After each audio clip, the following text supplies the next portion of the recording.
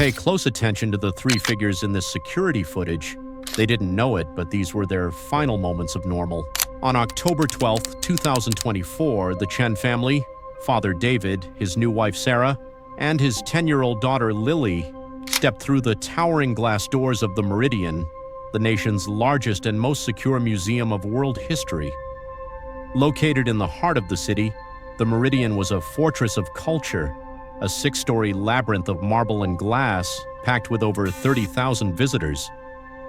Their day was meant to be a fragile attempt at bonding. As the afternoon shadows began to stretch across the limestone floors, the Chens vanished. They were not seen leaving through the main revolving doors. Their rideshare app history showed no pickup. Their hotel room 3 blocks away remained untouched for 2 days, the "Do Not Disturb" sign hanging silently on the knob. The first alarm was not raised by museum security, but by David's ex-wife, Dr. Elena Rostova, the following morning. 18 anxious FaceTime calls to her daughter's tablet went unanswered, each one ringing out before being sent to a digital void. Investigators were faced with an impossible scenario. A family of 3 had disappeared from inside a building renowned for its state-of-the-art 3,000-camera surveillance system. For 5 days, there were no sightings, no credit card transactions, and no ransom calls. It was as if the museum's vast collection had simply absorbed them, leaving detectives with a single baffling clue: a small silver digital stylus found abandoned near a staff-only service elevator. The trip to the Meridian was David Chen's idea. A 42-year-old architect, he was a man who navigated life through precision and order, a trait that had been severely tested by the recent acrimonious end of his first marriage. The day at the museum was a meticulously planned olive branch, a single day of forced family time during his court-ordered weekend with Lily. He brought his new wife, Sarah Chen, a 35-year-old freelance travel blogger. Where David was rigid and anxious, Sarah was spontaneous and optimistic, a woman who documented life's unpolished moments for her 50,000 followers. She too was seeking a truce, desperate to connect with a stepdaughter who viewed her as an intruder. That stepdaughter was 10-year-old Lily Chen. A quiet, preternaturally observant 5th grader, Lily was rarely seen without her 12-inch drawing tablet. She was a gifted digital artist, processing the world and the grief over her family's separation by capturing it in meticulous, multi-layered sketches. For her, the Meridian was a paradise of form and shadow, and she was determined to draw every statue in the Greek Pantheon exhibit. The family's morning adhered to David's itinerary. They arrived at 10 a.m., saw the Jewels of the Nile and the Roman Forum, and ate lunch at precisely 12:45 p.m. in the crowded Atrium Cafe. At 1:52 p.m., David sent a text to his ex-wife. "We're here. Everything is fine." Minutes later, at 2:14 p.m., Sarah posted a photo to her Instagram. It was a strained selfie of the 3 of them in front of a giant marble sarcophagus. The post, timestamped 2:14 p.m., quickly gathered likes. It was a perfect digital snapshot of a happy modern family. It was also the last public message Sarah Chen would ever send. In less than an hour, the first member of her new family would be gone.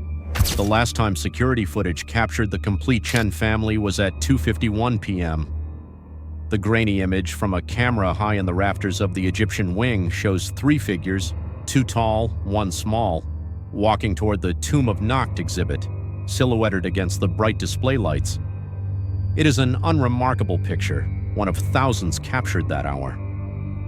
But just 19 minutes later, at 3:10 p.m., another camera positioned near the exit of the same exhibit recorded a change.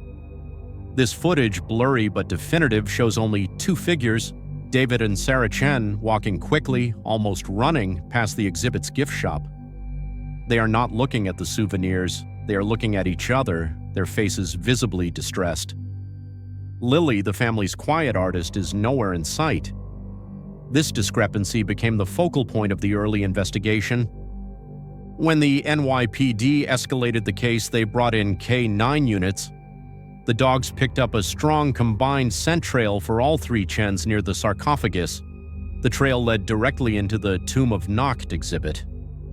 Investigators watched on monitors as the dogs tracked the scent through the exhibit's dark, winding corridors, confirming the family had walked the path together. But at the exhibit's center, the trail fractured. According to the handlers, the dogs followed Lily's scent to a small, unmarked, staff-only door hidden behind a replica of a burial shroud. But the scent of David and Sarah continued through the rest of the exhibit, exiting into the main hall. Their trail led past the gift shop, veered sharply left toward a public restroom, and then went cold. It did not lead to an exit. It did not lead to another exhibit. It simply stopped, as if both adults had been pulled through the solid marble wall. The exhibit was not just where they were last seen, it was their vanishing point.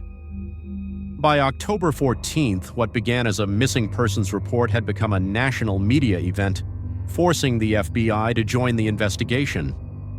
While the Meridian attempted to maintain an atmosphere of normalcy, sections of the Egyptian wing were cordoned off as agents re-examined the family's last known path. The most significant early discovery, however, was not inside the museum, but in room 914 of the adjacent hotel. The Chen's room was just as they had left it. It was locked, and inside there were no signs of a struggle. But the contents of the room provided the first concrete proof that the family had not left voluntarily. On the desk sat Lily's beloved drawing tablet and her backpack, which contained her emergency asthma inhaler.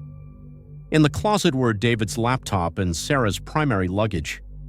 A meticulous father like David would never have left his daughter's life-saving medication. And it was unthinkable that Lily, who called the tablet her second brain, would have abandoned it. This discovery immediately ruled out the theory that they had simply walked away. It also created a disturbing new question when contrasted with what was missing. David's wallet and cell phone were gone. Sarah's crossbody bag, which held her smartphone and passports, was also missing. An analysis of phone records provided a precise and chilling timeline. David's phone sent its last signal to a nearby cell tower at 3:28 p.m. on the day they vanished, just minutes after the K9 scent trail went cold. After that, it was either turned off or destroyed. The search had hit a wall. With all evidence pointing to a dead end inside a secure building, the investigation's focus shifted dramatically. The theory became a kidnapping, or worse, a murder-suicide orchestrated by the parents. The media narrative, fueled by statements from David's bitter ex-wife, began to paint David and Sarah as prime suspects in their own daughter's disappearance. While the city searched for the Chens, a ground team combed every inch of the museum. For days, they found nothing. Then on October 16th, a janitor cleaning a third-floor utility closet discovered the first piece of tangible evidence, Lily's silver stylus. It was lying on the floor next to a service elevator, an area of the museum miles from the Egyptian wing. The discovery suggested that Lily had been in that closet, but this was contradicted by the second clue found an hour later. A taxi driver came forward claiming he had picked up a couple matching David and Sarah's description just blocks from the museum at 3:45 p.m. on the day of the disappearance. The third clue came from a bodega owner who produced a receipt showing Sarah Chen's credit card had been used to buy a bottle of water and a pack of aspirin at 4:02 p.m. Investigators now had a trail of breadcrumbs, but the path was nonsensical. The evidence painted a picture of a chaotic, scattered event. The K9s placed Lily in the Egyptian wing. The stylist placed her on the third floor. The taxi and credit card placed her parents outside the museum, acting like fugitives.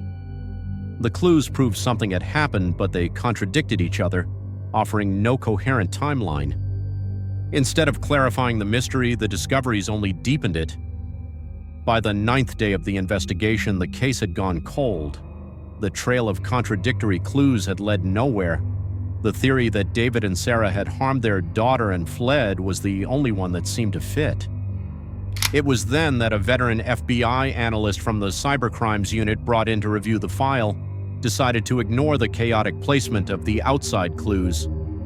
He focused instead on the one piece of evidence that was created with methodical intent, Lily's drawing tablet. To the analyst, the locked device wasn't just luggage, it was a black box. He ordered the tablet sent to the FBI lab at Quantico. Technicians bypassed the password lock. The tablet's main drive was unremarkable, filled with hundreds of drawings of fantasy creatures and landscapes. But the analyst dug deeper into the device's cached CloudSync folder. There he found a file that had been automatically saved just seconds before the tablet lost its Wi-Fi connection. It was time-stamped 3:08 p.m., just moments before David and Sarah were seen running. It was not a drawing, it was a 12-second audio file, apparently recorded by accident. It was the muffled sound of footsteps on stone, and then a man's voice, soft and unfamiliar. "It's all right," the voice said. "Your father sent me. He's waiting for you. We're going to see the private exhibit." A child's voice, unmistakably Lily's, answers, "The private exhibit." The file ended. The fugitive theory was instantly abandoned. The analyst, realizing the parents were victims, not perpetrators, ran the man's voice through the FBI's internal database. There was no match. He then expanded the search, running a check against all known museum employees. He got a hit. The voice belonged to Dr. Alistair Finch, 68, the museum's chief curator of antiquities, a 40-year veteran of the Meridian. A quick check of his employment history revealed the first critical link.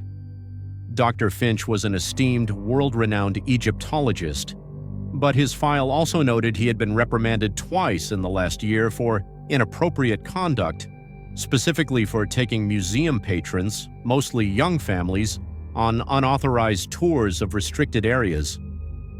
But it was the file on his personal life that turned the case on its head. Finch was a widower.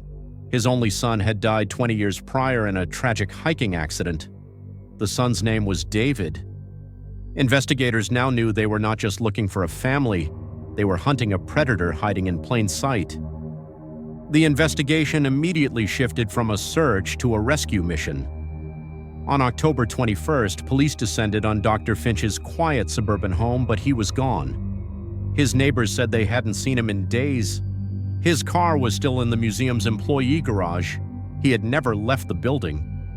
The museum was placed on lockdown. Tactical teams began a systematic sweep of the Meridian's vast non-public areas, miles of service tunnels, climate-controlled storage vaults, and decommissioned archives. They found Finch's nest in a forgotten sub-basement archive, a section of the museum that hadn't been on a map since 1950. In the dusty room, they found Sarah's crossbody bag and David's wallet. They also found Sarah's phone, which Finch had used to make the decoy credit card purchase. The final piece of evidence was a leather-bound journal. Finch's last entry read, "They are safe now. The world outside is cruel and careless, but I can protect them. David and Sarah are good people. They were so worried. And Lily, she is so gifted. She understands. She will be happy here with me." Just before dawn on October 22nd, a tactical team officer noticed a draft coming from behind a row of 19th-century filing cabinets. They moved the cabinets, revealing a dark, narrow passage. It led to a sealed-off restoration wing, complete with ventilation and plumbing. They breached the doors and found Alistair Finch inside, sitting at a large table, calmly drinking tea. Across from him sat David, Sarah, and Lily. They were alive, suffering from dehydration and the effects of sedation, but they were alive. Finch had been holding them there for 11 days, bringing them food from the staff cafeteria, believing he had adopted them and saved them from the outside world. He surrendered without resistance, asking the officers if they would like some tea. The rescue of the Chen family was not an end to their story, but the beginning of a long and difficult aftermath. Alistair Finch was found not guilty by reason of insanity and was committed indefinitely to a state psychiatric hospital. The investigation concluded he had suffered a complete psychotic break, triggered by his forced retirement and the chance meeting with a family, David, Sarah, and Lily, that mirrored the one he had lost. The Chens filed a civil lawsuit against the Meridian, which resulted in an $18 million settlement for security failures that allowed a disturbed employee to maintain a hidden lair and hold a family captive for 11 days. The case also inspired the passage of Lily's Law in the state, requiring recurring psychological evaluations for employees in positions of public trust. The impact on the family was profound. David Chen resigned from his architectural firm, his rigid plans for the future shattered. He and Sarah, their marriage forged in shared trauma, moved to a quiet town upstate. Sarah shut down her travel blog, unable to return to the life she had before, and became a vocal advocate for mental health reform. Lily, praised for her remarkable calm, received specialized trauma therapy. For a year, she refused to touch her tablet. She stopped drawing completely. But eventually, she returned to her art, filling her sketchbooks not with statues, but with intricate designs for safe houses and secure hidden gardens. The Meridian, faced with intense public scrutiny, implemented the most significant security overhaul in its history, firing its entire executive board and installing biometric scanners and motion detectors in all restricted areas. The sub-basement archives were permanently sealed. David Chen keeps his daughter's 12-second audio file saved on his phone. He never listens to it, but he keeps it as a reminder, not of the horror, but as proof that his daughter's unique, quiet observation helped save their lives. 3 years after their ordeal, the family returned to the city. They did not go to the museum. Instead, they went to the Central Park, and as the camera on Sarah's new phone captured their image, they were smiling. This time, it was not for a post, it was real.